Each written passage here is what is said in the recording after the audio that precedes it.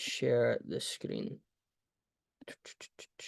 Okay, can everyone see my screen? Yep. Okay, perfect. Okay, so basically, for those that are on tonight, obviously there'll be some watching back the recording, but purpose of tonight is basically to go through all of the different divisions within NCAA, Division 1, Division 2, Division 3, NAIA, and then NJCAA. Understand the differences between all the different levels, understand the weekly schedule for a college athlete, and then just understand the individual program from the coach. I want to just put this out there on the front end. This is not a Q&A with coaches. I'll lead the discussion with the coaches, and then at the end, we/me will answer the questions that you have. The purpose of this is just for education, for you to understand what the college process is, how the college process works, and what the differences are between all the different divisions. So to start, we have got this at Lobos Rush. This is the statistic we've pulled in the last 5 years. We've had 143 players move on from the club to play college soccer, and $2 million have been awarded in soccer scholarships. So we've always done a really good job of pushing players into the college ranks. I don't think we've done a good job of explaining like how the process works and what each division is, what each program is, and the differences between them all. I have updated, if you go on www.lobosrush.com and you slide along to the college soccer tab, I've updated all of the college advisory page in regards to the rules, regulations, commitments, highlight tapes. There's a lot of good resources on this tab for you to go in and look. We also have the ID camp tab and then the college development program tab, which I'll kind of touch on towards the end. But to start us off, we have associate head coach from the University of Memphis, Jordan Darling. Each program that has a player that is now playing at their school, I've kind of put it in. So Maddie Eskin is just transferred to the University of Memphis. She used to play for the club, and now she's going to play at the University of Memphis this next fall. So Jordan, I'm going to open up to you, and this is a program that kind of caught Tony last night by surprise. A question that caught Tony last night by surprise. But if I was walking the street and I stopped you, how would you describe the University of Memphis women's soccer program? A great question. I would describe it as a high level program that is based off of family work ethic, and just doing everything together as a unit, as a team. So we always tell kids whenever we're recruiting them, it's about we and not me. So if they're looking for a place that's going to be all about them, then we're probably not the right program. So that's probably some of the ways I could describe it right off the bat. Yep. And then what conference do you compete in / what days do you play in your conference? We play in the American Athletic Conference, and our conference schedule is usually a Thursday, Sunday schedule. Okay. And then just for reference, give us some ideas of the teams that you're competing against within your conference.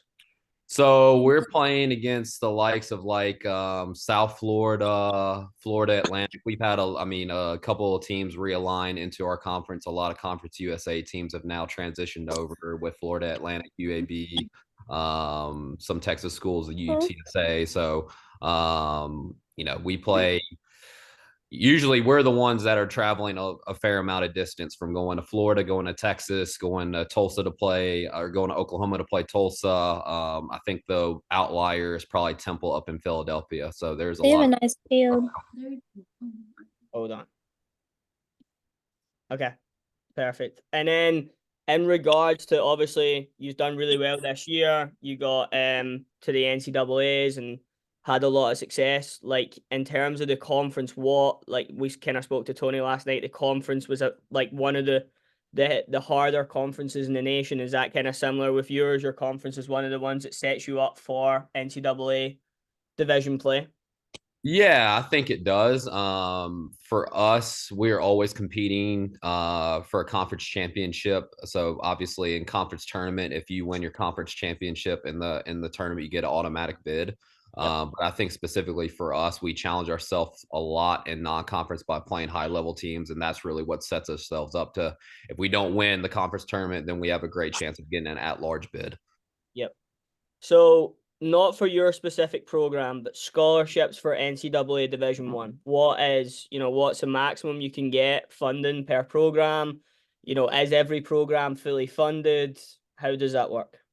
Yeah, so no, not every program is fully funded. I believe it differs across the board. 14 scholarships is a fully funded program where you can deviate up 14 scholarships. So, I can say for us, we never give a kid a full ride because, like we said, we want to be able to have a very talented team from top to bottom and spread that out across the board. So, again, different programs do it in different ways. It's just what works best for them. But yeah, I mean, 14 scholarships is fully funded, but not every program across the board is fully funded. So in regards to your roster size, just for reference, how many players do you have on your roster currently? Currently, it's different because obviously in the spring we've had kids that graduated. We have had kids who have gone into the transfer portal, which, as you know, like you see right here, Maddie has transferred into us. Yep. So we've had some turnover. So what we're looking at right now going into next fall is we'll have 29 on roster. Okay. So obviously 29, 14 full scholarships if you're fully funded. Academics plays a big part. If someone's academically strong, it opens up more doors for you to stack scholarships. Of course, of course. Any kid that has great grades, it's more beneficial to them. If they don't have great grades, then it's not very beneficial to them. I hope they're a very good soccer player to intrigue schools, not just us, but to intrigue schools, because it's not just us. Any program, if you don't have good grades, then you might not be as attractive to go for. Whereas another player might have great grades and be the same level, they might go for that player more. Yeah. And then academic programs specific to your school, like University of Memphis, what are a lot of your girls studying and what are some of the major departments within the university? We got kids all over the board. We have kids that are in engineering, in the exercise sciences, health sciences. I mean, it's really not particular to one specific program. I know for us, the one program that we don't to tear kids away from, but it's really hard to do while being a Division I athlete is nursing. Yeah. We can have kids. We can get kids into nursing as far as after they're done with their 4 years by doing a different degree, and that won't interfere with them getting into a nursing program. But some kids want to go specifically into a nursing program right away, and that's going to be really tough here with us. But other than that, I mean, we have kids in every single program imaginable. Yeah. And then roster breakdown. So of all the players that you had, let's just use last fall for a reference. All the players that you had in the roster last fall, where are they all coming from? Like how many regions, how many states, how many countries are you dealing with within your program? I think we've just expanded that more and more each year, to be honest. I think last year, the freshman class coming in, to be honest with you, I don't even think one came from the Southeast region. We had kids coming out of California. We had kids coming from the Northeast and Maryland and New York. So inside like the States, we've expanded that a fair amount. Now outside of the States, we're fairly known for Canadians. So we have a fair amount of Canadians on the roster. And then besides that, we have some kids from Japan. We have some kids from Germany. So again, we've expanded a lot as far as not only in the States, but outside of Canada. So we have a fair amount of diversity throughout the whole roster. Yeah. So in regards to when you're recruiting, it really is a global landscape. You're not just looking within the region. You're also looking within obviously different regions of the country and then within the globe essentially. Correct. Yeah. I mean, I think we have, like I said, we've expanded. Obviously, Brooks's bread and butter, and it still is in terms of he created a really good connection with Canada in the early stages of his head coaching career back in 2000, and obviously has kept that. But in the States, we've expanded, and then obviously internationally, we've expanded as well overseas. Yeah. And we've created a fair amount of contacts in Europe and in Japan. So it's been great. Yeah. And then one of the two, day or week in the life of a player at your program. What would a day or a week look like? Yeah, I can break that down. I'll just go ahead and talk about in season. Monday is universally for us a day off because we'll play Thursday, Sunday. So Monday's a day off. again, the kids are more than welcome. They usually do on their own because they're pretty disciplined of going into the training room and getting treatment done. And then Tuesday we can train a little bit more intensely. We train in the mornings, and then after training they'll have a weightlifting session, and then after that, they have some free time to be able to go get a shower, grab food, or if we would like, they can come in for video. So we leave some space of time before school starts. Wednesday is really a walkthrough, because Thursday, I mean, is a game. So the night or the day before a game was just really a walkthrough because we don't want to do too much. And then Friday is a recovery day. Saturday is a training day, but again, it's a day before a game, so we don't do too much because we want to make sure the girls are feeling fresh. And then Sunday's a game, and then Monday you get a day off, and then we do it all over again. Yeah, yeah. And then generic question, but like, what do you look for in a player? I know you kind of touched on it when at the start with how do you describe your program, but when you're looking for a player, what are some non-negotiable behaviors that you need to see right off the bat? Yeah, I mean, obviously, I think any coach is looking for a talented player, but for us specifically, besides those things, it's the intangibles of, some of the things that might not show up on stat sheets. We like players that have a great work ethic. So if we're out recruiting and let's say a player loses the ball and they don't track back, or if they, just throw their hands up in the air and don't work off of that, then that might deter us away from them a little bit because we want them to be able to be like, no, let me go get the ball back, or let me go work my butt off to help out the team. And then besides that, it's just a team mentality and the family mentality. Whenever we're talking to recruits and doing our due diligence of talking to their coaches and, really diving in deep, we just really want to see what the true person is. And if they're about, coming in and being part of, a program and a team, because, at any college, it's not like whenever they play, club, not everybody plays. And they have to be willing to work their tail off no matter what, because nothing is guaranteed.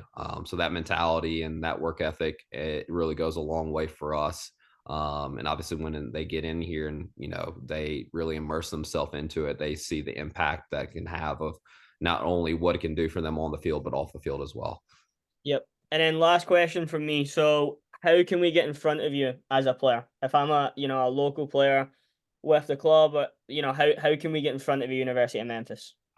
I think, communication, I think for, any recruit wanting to go to a college is key, of like emailing, sending us video, um, you know, letting us know their schedule of what tournaments they're going to. And then besides that, if we have any ID camps, we would, highly recommend them coming out to that, because we usually get a kid or two from our ID camps that eventually become a Memphis Tiger. So Yeah. it's definitely something that we don't want them to think is a money grabber of, they're just coming and it's not worth their time. It is worth their time, because even if they don't become a Memphis Tiger, we hope that they really get something out of it, because in our ID camps, we really want to, give them something to leave with, whether it's, something they learned on the field, or those intangibles of working their tail off and seeing it live in person. And then besides that, I think doing the research of coming out to a game if they can and really see what Division I looks like, and see like, what our players look like, because that can tell them, what we're looking for. Yeah. Yeah. And then last one just on that, like, so obviously Maya Jones, a player that you've just, she just got drafted into the pros. When you're recruiting a player to the University of Memphis, is that something that you talk about as that pathway to the professional level? Yeah, I mean, that is huge for Maya, because it's different. I don't know if some of the recruits or kids actually know this. Going into the NWSL draft for kids coming out of college who are international, it's really hard, because in the NWSL, those teams are only allowed a certain amount of slots for international kids. So for us, we don't have a lot of American kids on our roster already. So, I mean, for her coming out and getting picked up in the draft as a, because some of those pro teams, they can just look overseas to a professional player overseas that's maybe, in her mid 20s and already has a ton of experience as a pro level. Maya's just coming out of college. Yeah. So that's massive for her. That's massive for us. Yeah. We're so proud of her. I think You know, she went to a camp out in San Diego, and this can go to show you talking about the kids for ID camps.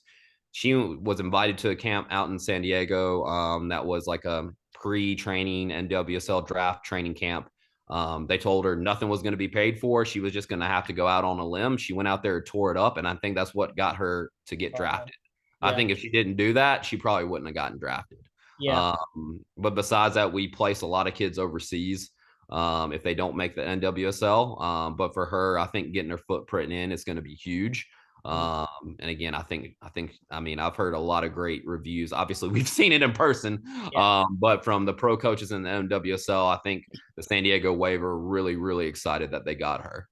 Yep. Big time. Again, congratulations on the season, mate, and I appreciate you jumping on. Appreciate it.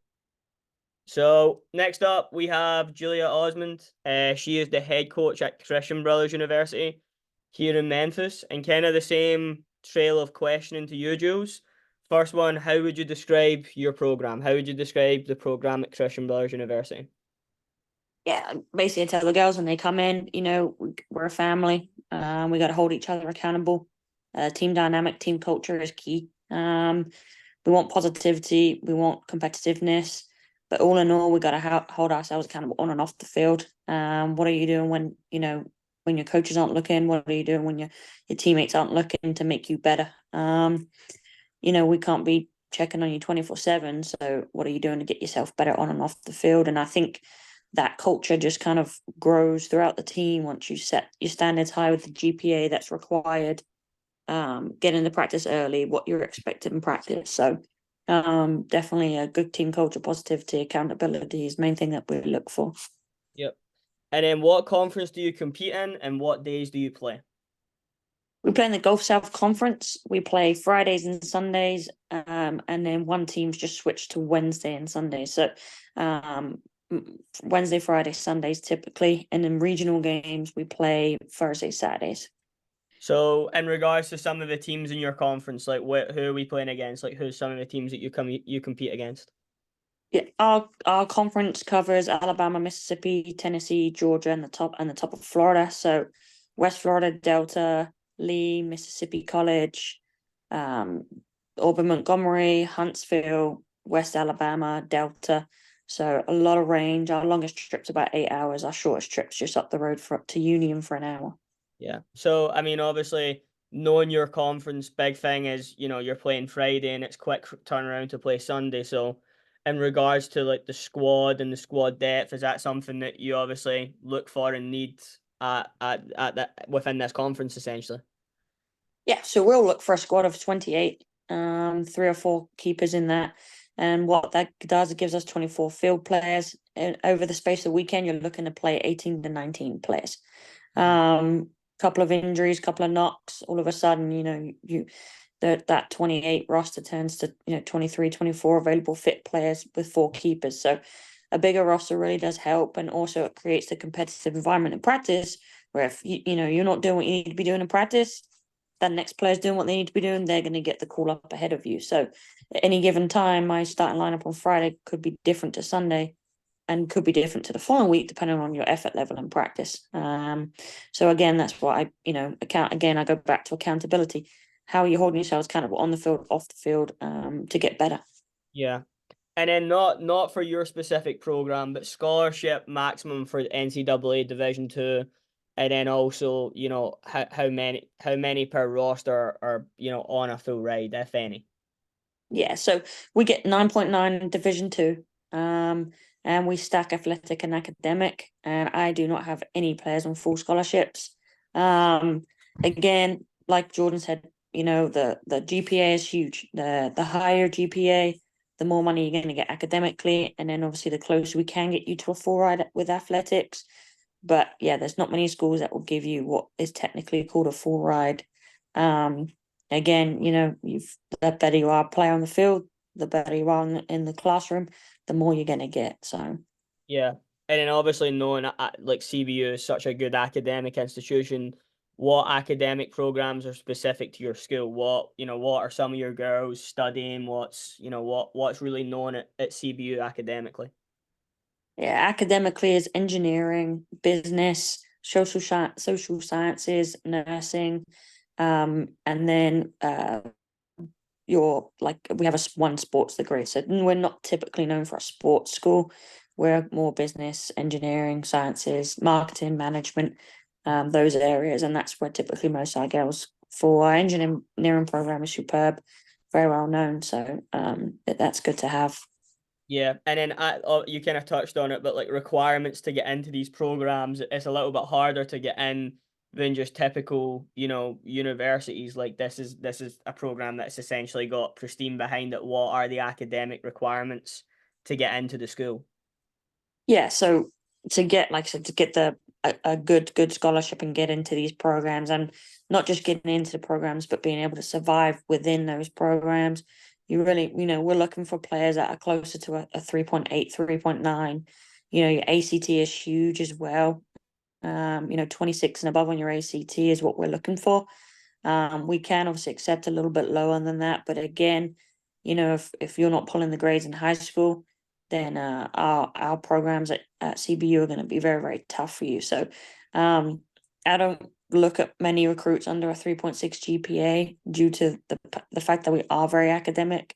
Now, if we do find, a couple, then that's great. But, we're going to have to put you in study hall, and we're going to have to kind of keep a close eye on you just to make sure that, you are succeeding, because we want you to succeed. A student becomes, student comes before athlete. So. Yeah. And I mean, just knowing obviously the environment in the university, a lot of your players that get degrees from your university will go on and walk straight into jobs right off the bat with the degree.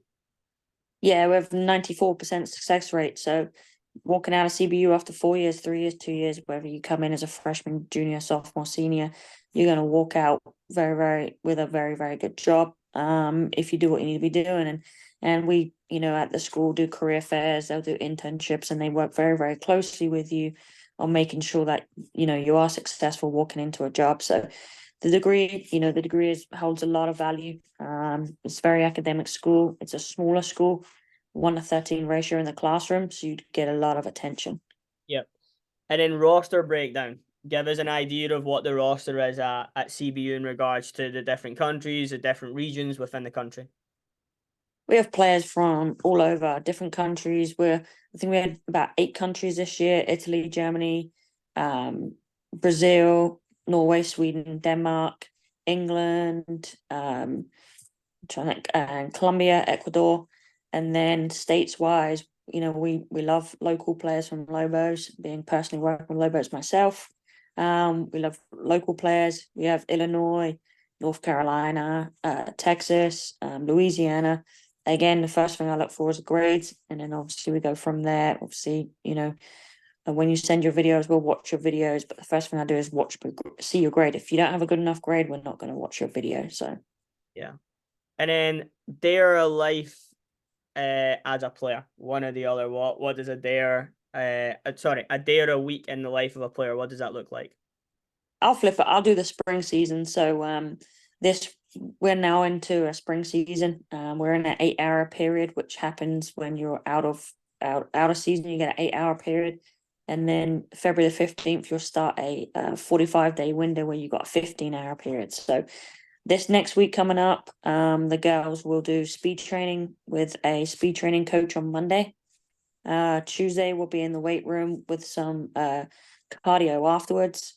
Wednesday they go to Greenfield, they play indoor, and then Thursday they're back in the training room. They'll do fitness and weight training, and then Friday is field session where the girls will just get the ball out and knock the ball around. And then again, we'll do that for 4 weeks till February the 15th. Once February the 15th hits, we get 5 play dates. So we'll play our play dates, and then we'll get out in the out on the field on the days where they lift. They'll also do field sessions too. So we do a lot of training in the spring. Yeah. And then also in regards to the GSE being one of the most competitive conferences in the country, some of the teams that you're coming up against are really, really strong. In regards to the level, sometimes people look at Division 1, Division 2. There isn't genuinely that much of a difference between the mid to bottom end of Division 1 and the top end of Division 2. If you just touch on the kind of GSE and how competitive it is and how high the level is. Yeah, I mean, the thing with the Gulf South Conference is you're never gonna come into a game knowing there's gonna be an easy win. You're gonna have every single game's a challenge. You know, you've got teams in the Gulf South Conference that have gone on to win national titles. So, you know, those Division 2 teams that we're playing against are gonna come in very, very easily and compete with Division 1 teams. And we'll in the spring we'll compete against Division 1 teams just to kind of show where we are as well. So there's a lot of, you know, Division 1 is great, Division 2 is great, and all the NAIA Division 3, there's some great teams. I would not look at the divisions or the NAIA. I would look at the program that works for you. And like Jordan said, get out to a game and you'll see the standard. We're just as physical. The speed of play is just as good, you know. So you got to see where you fit in versus what division you're looking at. Yeah. And then what do you look for in a player? I know it's a generic question, but like what is some non-negotiables when you look at a Christian Brother player? You know, work ethic is key. You know, if I'm at the field and I'm seeing you working hard and you're tracking back for your teammates, you're communicating. Again, the communication, accountability goes down to a lot of things. Your work rate, what you're doing with the ball. If you're under pressure, are you just kicking it to clear, or are you taking a touch and moving the ball quickly? Maybe a one-touch pass. Can you win your aerial tackles? If aerial challenges, if you're a defender, hold a mid, an attacker, what are you doing in 1v1 situations? So when you send your video, depending on what position you are, relate it to that. Again, for a centre back, good in the air, can distribute, can beat your player 1v1. Those are traits that you're looking for in a defender and attacker. You know, what are you doing 1v1? How do you prevent the other team from playing out? Are you selfish on the ball in the box, and how do you score goals? Yeah. And then how can we get in front of you as a player? How can a Lobos player get in front of you? How can they be seen by you? You can send me videos. And in that video, one thing obviously with your email is make it personal to CBU. You know, maybe we have a forward leaving next year and you're a forward, so make it personal so that I know you've researched the school, not just written to us. And then we'll have an ID camp, which you can find online. And then just invite us out to tournaments, especially with you guys being local. We can come out to a tournament, or we can come out to a club training. Invite us out and let us.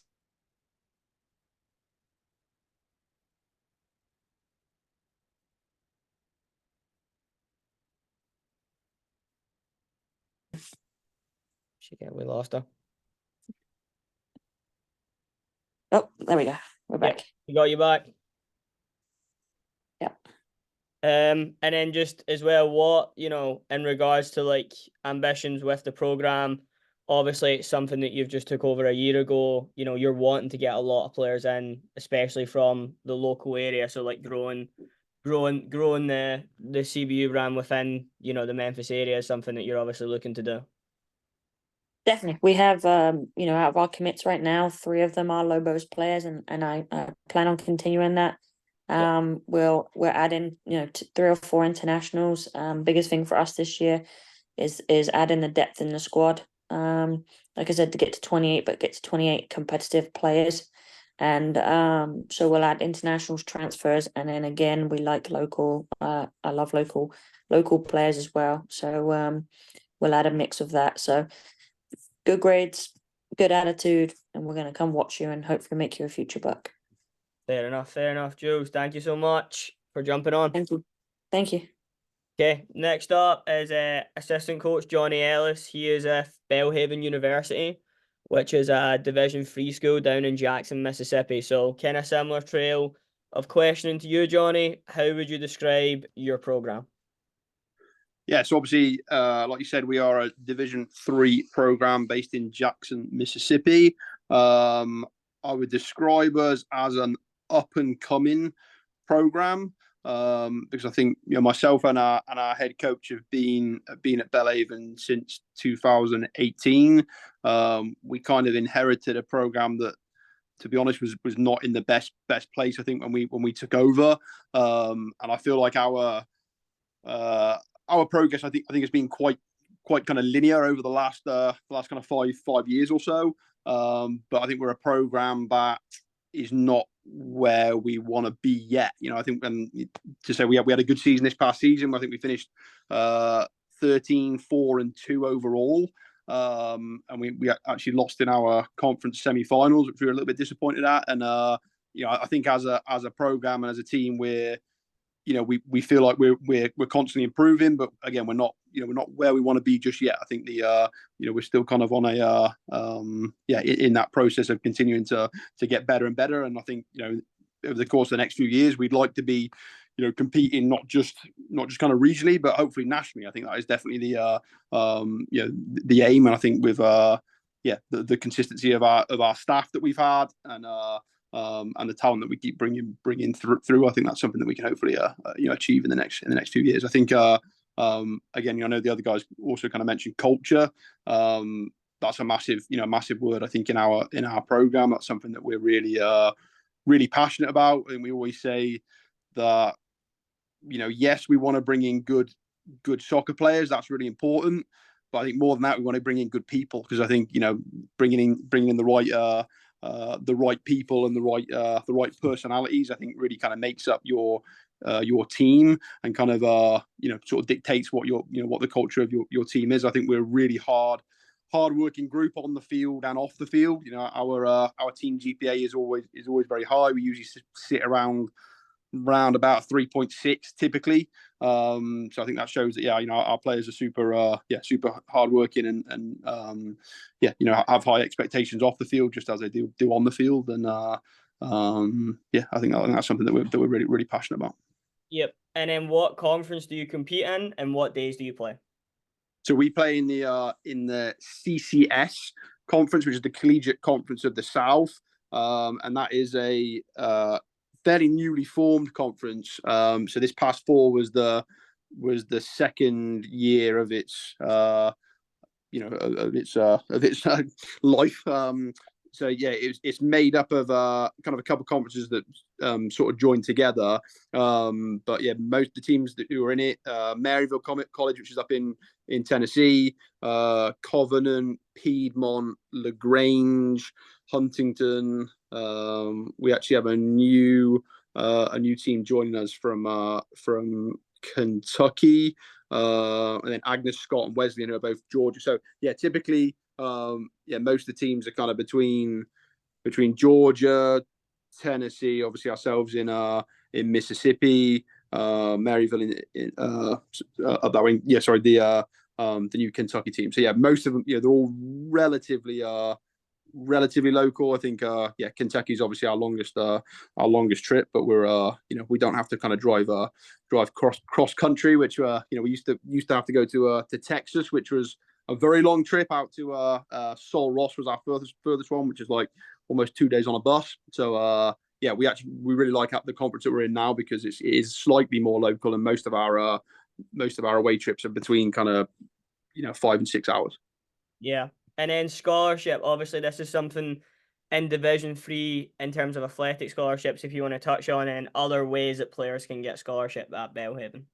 Yeah, so obviously at Division 3, we no Division 3 team can offer any athletic-based scholarship. We do obviously offer scholarships, but they're just not so-called related to your your soccer ability, which I think I know with a lot of kids, I think that can be maybe a little bit daunting and also a little bit kind of off-putting, because obviously I think you want to kind of have that recognition from from your athletic ability. But I'll say this: I think in terms of our academic scholarships, I think are really, really competitive. And I know for a fact that that there's players on our roster who actually are not paying anything for tuition, just based off certain scholarships that they're eligible for. Now, again, it completely depends on the individual and what that kind of looks like in terms of their academics and various things that they can kind of be eligible for. But I think we have probably a pretty wide range in terms of actual kind of financial packages for our players, and it just kind of completely depends on the individual. But yeah, obviously just because a player is not receiving athletic money does not mean that you're paying full price. I think that can sometimes be a little bit of a mistake that that some people can kind of fall into. But yeah, it's just the money is kind of coming from obviously from other places and not athletic based. But as I said, we have a really, really talented team, and I do feel like a number of our players certainly had offers to play in at different levels, or maybe have played either Division 1 or Division 2 in the past, but obviously ended up with us for usually because they've chosen it and they feel like it's the right program and the right place for them. Yeah, and then obviously Belhaven's a really, really good school academically. What are some academic programs that are specific to your school? So again, I think like the other guys said, I think we have a pretty wide range. I think business is really popular. Exercise science is really popular. All of the sciences actually I know are pretty kind of well respected at Belhaven. I know it was interesting that the coach from Memphis was mentioning that with nursing is definitely a difficult one for players who are to play at Division 1, and I know some Division 2s that can be not very keen on that.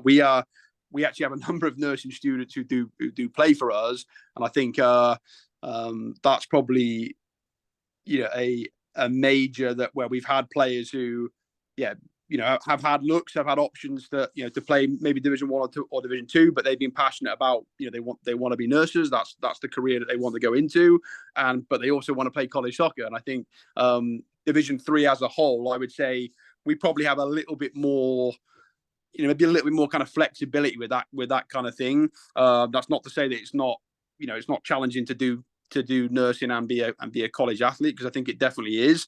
I think any of our nursing students would attest to that. But I think we probably give our players that little bit more kind of flexibility to be able to do both. And I feel like we're quite big on if there is a clash, if there is something that they have to kind of do for their nursing school or any of their academic programs, if that, we're not going to let the soccer kind of get in the way of their academics. I feel like we realize that we take the soccer very seriously and we want to be as competitive as we can, but at the end of the day, I think our players, we want all of our players to graduate, and we want them to be able to go off and and kind of get have a career after Belhaven in whatever line of work they want to be. So I do use the example of we had one of our players early on this season who a few games in, we were about to go on a trip to Texas for like 3 or 4 days to play a couple of teams out there, and we had a girl who was a recent transfer who was kind of a little bit felt like she was struggling a little bit in the classroom. Things were kind of getting on top of her a little bit, and she kind of came to us and was like, "Hey, I'm feeling a little bit flustered. I've got this and this that I need to kind of catch up on." And in that scenario, we said, "Hey, like no problem. You stay home. Like you kind of get caught up and get back to where you need to be. Like you don't need to come to Texas. We'll see you when we get back." And that girl, was able to do that, and again was kind of back in training, back in the team for the next game. And that's someone who's a good player for us, and somebody who would play would play significant minutes for us. But I think in that scenario, we recognise, hey, put your academics first, which you may not get at certain other schools or certain other levels. Yeah. And then roster breakdown. Where are Belhaven soccer players from? Where across the country and across the nation are you pulling from? So we're an all-American team. We have no internationals, which again I think is obviously different from the previous two programs. But the reason for that is obviously coming down to academic scholarships. Internationals don't qualify for the same scholarships that Americans do. Our roster is completely American, and I'd say the majority of them are from the southern states, should we say, Alabama, Florida, Mississippi, Tennessee, Georgia. We actually have a few from Colorado and Missouri, but mainly they tend to be from the surrounding states in the south. Yeah, and then a day or week in the life of a player at Belhaven. Okay. Yeah. I mean, in fall, I would say to be honest, the schedule is going to look pretty similar to to any college soccer program in the nation. Obviously, you'll have your classes. We typically train in the afternoon, probably around about 2:00.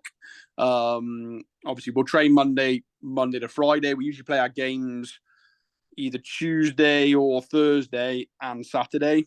So obviously, yeah, the day before a game, we're probably taking it slightly lighter, staying for a day after the game. Which in a season when the games are coming pretty thick and fast, it kind of always feels like you're either on kind of the day before a session or the day after, where you're kind of having to kind of limit what the players are doing so that we're not kind of pushing them too hard. We also have a strength and conditioning program during the season. They're probably only in the weight room 2 or 3 times a week, and everything that they're going to be doing in there is going to be more kind of maintenance work and more just kind of injury prevention, that kind of stuff. Obviously in the spring that differs a little bit, and then we kind of ramp up that a little bit more. We have a strength coach who'll run all those sessions, and yeah, they'll be looking to kind of obviously get fitter, faster, stronger in the spring, but in the fall we're trying not to kind of overdo things and cause any injuries. So but yeah, I think when we're playing away games, we're obviously on the road. We travel in a chartered bus. We stay in hotels, as anybody else. And as I said, I think the schedule in the fall is probably pretty similar to most college programs. Yeah. And then what do you look for in a player? What are some non-negotiables when you're recruiting? I think hard working, I think is a massive one. I'm sure most coaches would say the same thing, but I do think we're obviously a Christian university as well. And I think we have a big kind of within our program, something that I think we push a lot is is kind of service. So kind of off the field stuff. I think we want our program to be, without kind of sounding cheesy, but we want it to be more than just a soccer program. I think we typically have around 30 or so players on the roster. And I think we also recognise that with a big group like that, you can do a lot of good in your community, in your area. Just on Monday we were out volunteering as a team at We Will Go Ministries, which is kind of like a local kind of church run sort of after school program, and we were building shelves for their food pantry and kind of putting all that together, and we were there for 3 or 4 hours. So I think that's something that I think being happy to do that kind of stuff is really important for our players, because again the soccer side of things is really important, but I think we want to be a little bit more than that as well. I think we do want to kind of serve our community. There's a lot of good that we can do in the Jackson area, so that's something that I think we're passionate about. And then obviously on the field, again hard working. I think good soccer IQ, I think is really important for any college player. I think we always quite like players that have got a little bit of versatility in terms, from a positional standpoint, because I do think it always strikes me as a little bit of a red flag sometimes with a player, who we're recruiting is kind of like, I play this position and nothing else. This is all I've ever played. Because I do think, we've had a number of girls that have come to us, and maybe we recruited them as one position and they maybe end up playing a slightly different position for whatever reason. So I do think versatility is really good. Is really good for any player looking to play in the college game. And also I think we want commitment. To be honest, I think commitment's really important, because especially if we're looking to bring in a player as a freshman, we want you for 4 years. We look at you as someone that we're gonna try and hopefully invest in for 4 years, so that by the time you're a senior, hopefully you're at the absolute kind of top of your game, and you're someone who is maybe you're a captain of the program, you're one of our leaders, and you're someone who's hopefully playing massive bits. So I think we definitely look at recruits as people who we want to invest our time in. We don't, we kind of always say to people when they come to campus, look, if this isn't for you, no problem. We're not going to kind of chase after you. Go somewhere else. We want people who are kind of passionate about being at Belhaven, about playing here, and hopefully being here for the duration of their college careers. Yep, fantastic. And then last question: how can we get in front of you as a player? How can Lobos players get in front of Belhaven? Again, I think communication is really important. Obviously, when you do kind of send out emails, be aware that I think all college coaches get a lot of emails. So I think you have to stand out with your communication. I do think make sure that you're being specific to the program that you're emailing. I think that always helps, because when you get those kind of generic emails, I think it's easy to kind of go maybe not show as much interest. But when you've got somebody who is obviously kind of taking their time to know a little bit more about your school or your program, I think that always kind of makes you stand out. We do a number of ID clinics and ID camps, like throughout the year. Our probably biggest camp that we run is our residential camp in the summer, which I think is, I'm really passionate about it, because I think it's a little bit different to kind of the whole sort of 1 day ID clinic. Where where you come, you maybe play for a few hours. I think with the residential camp, you probably do get more of a kind of feel for what our program is like and what it's like to kind of live at Belhaven, be here. You get to obviously know our staff, and I think it's kind of a little bit more realistic to what kind of college is going to look like when you when you potentially come in. So I think our residential camp is June 23rd to the 26th. This summer, and that's one that we get. I mean, the overall camp is all ages, but we typically get about 200 kids on that camp every summer. So it's a really popular one. But particularly in the older girls, it's one that's been growing over the last few years, and we typically probably have about 40 to 50 girls on who come out to that as well. Yeah, fair enough, mate. Fair enough. Well, I appreciate you jumping on, mate. Really do. Thanks for having me. Okay, next up we have Lauren Lear. Lauren is a head coach at Blue Mountain College, which is an NAIA school located in the northeast region of Mississippi. Kind of similar question to you, Lauren. How would you describe your program?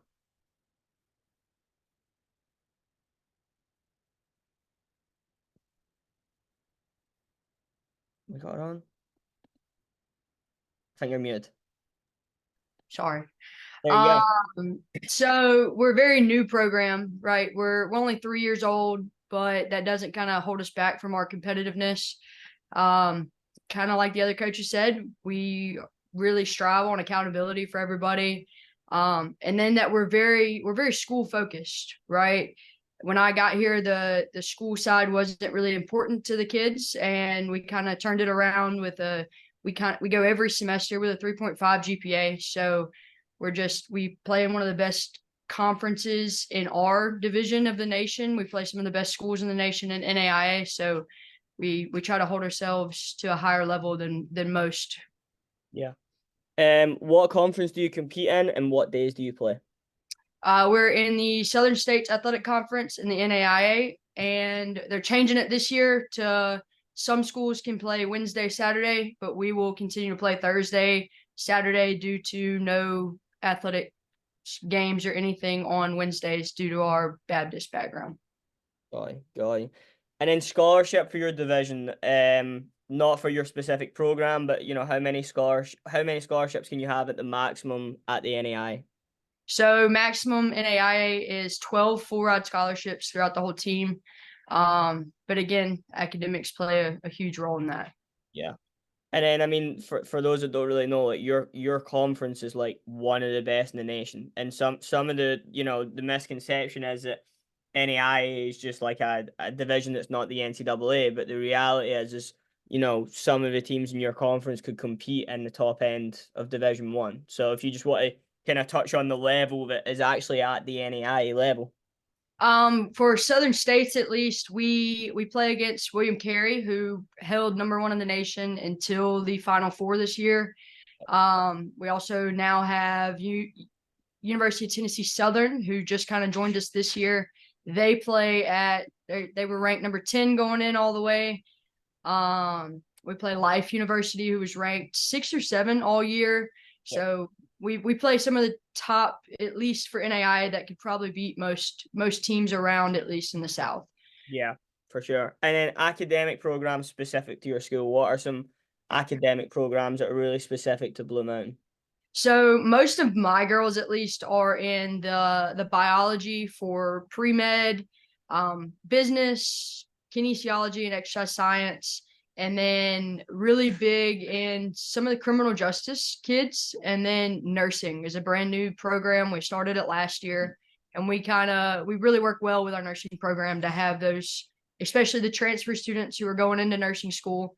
But we try to get freshmen a lot, because if you come here as a freshman and do your prereqs through our campus, you automatically get a seat in our nursing school. You're starting your junior year. So it's a big new thing, but most of my and education, that's a big thing for teachers. Yeah. Okay. And then roster breakdown. Where is your roster from? You know, is it within the nation? Is it global? Like where are the players that you're coaching from? It's a little bit of both. We have some Mississippi kids, some Texas kids, some Alabama kids. We have California girls as well, Arkansas. And then we go into this year, we went 6 countries. We went Spain, England, South Africa, the Netherlands, France, and Sweden. Yeah, so pretty broad. And then day or week in the life of a player. What typically you get to pick either a day or a week. What does a day or a week look like at Blue Mountain? We'll just go a game week. So on Mondays we have practice, but we also have weights. So we practice in the afternoon, and then we do weights throughout your school schedule. So if you have a break from 10 to 10:45, you'll be in the gym with our strength and conditioning coach. Tuesdays, practice in the afternoon. We try to schedule it mostly around our nursing program, again, because we have a lot of nurses in our program. So that kind of pushes us a little further back in the afternoon, but it gives the girls a little bit longer to do their homework before practice. After Tuesday practice, we kind of relax a little bit, but Wednesday's a walkthrough, and then Wednesday night we always have study hall. Thursdays always game day, so we're either traveling or at home. And then Fridays are recovery days. You're usually in the gym with our strength and conditioning coach doing recovery stretches, band kind of stretches, ice baths if they're needed. And then Saturday game day, and then Sunday recovery day. We never do anything on Sundays. Okay, got you. And then in regards to like the players that you're recruiting, you know, academically, athletically, can you stack the scholarships? Is that something that you're actively looking for as kids with high GPAs? Like what does that look like at your college? So we at our college cannot stack academic and athletic, but we always look for a little bit higher academic students. We have a lot of on-campus scholarships that are actually going to outdo your athletic scholarship, just because whether it's transfer or freshman students, they have a wide range of scholarships for on-campus and off-campus athletes. But we really look for 2.7 and above. We try to stay in the 3 range, but some athletes they have a little struggle in wherever they are, and we really look for 3.0 and above if possible, but in higher ACT. But you can get into the school with an 18 ACT. And if that happens and we really want you, we can make something happen. It's just kind of going around of what money is there and what we can do. Yeah. And then what do you look for in a player? Like I know it's a generic question, but what's some non-negotiables to come play at your program? It's gonna sound cliche because everybody else has said it, but definitely work ethic.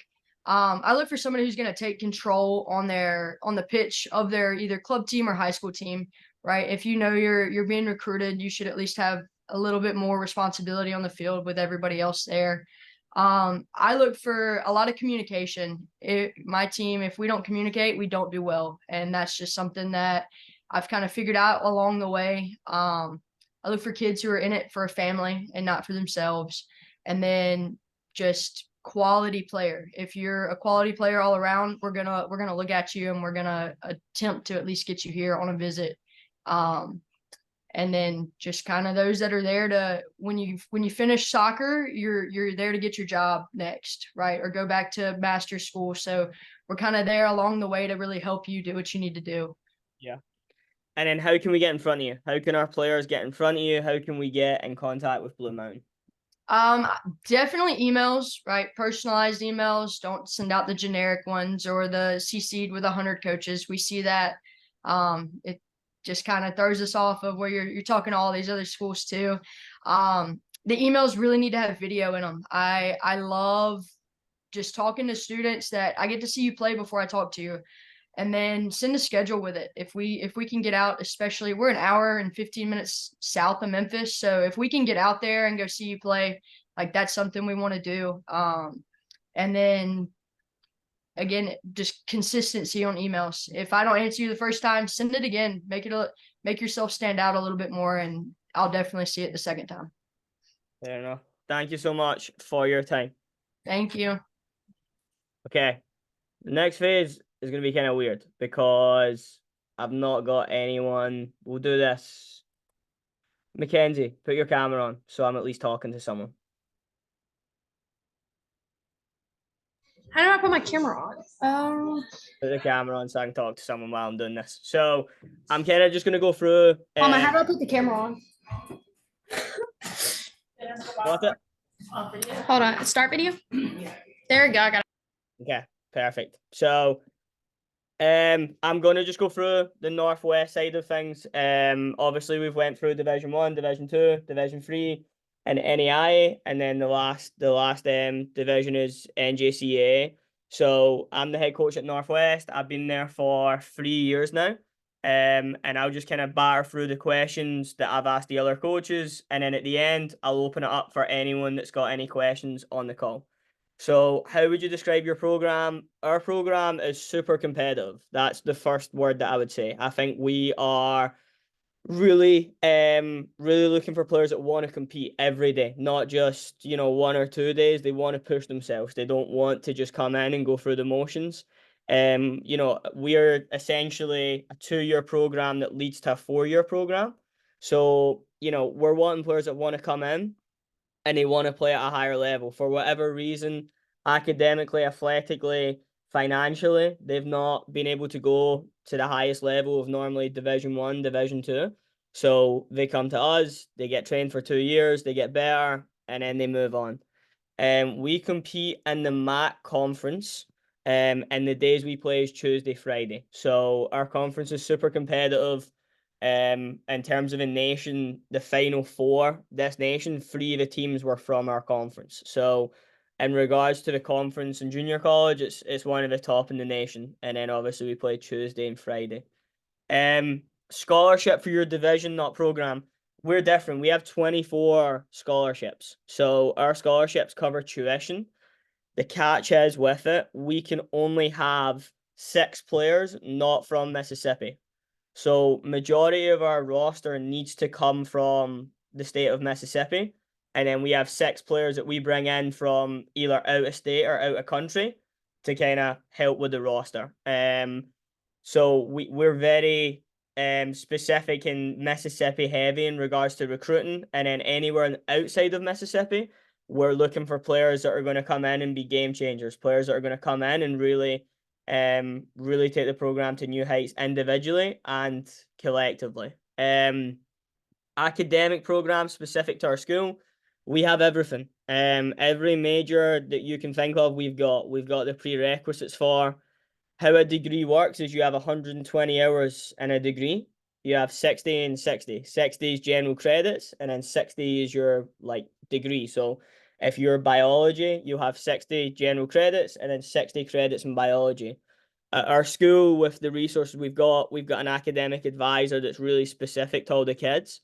So at Northwest, they can knock out, say, 30 general credits, 30 biology. And then when they transfer, they're doing 30 and 30.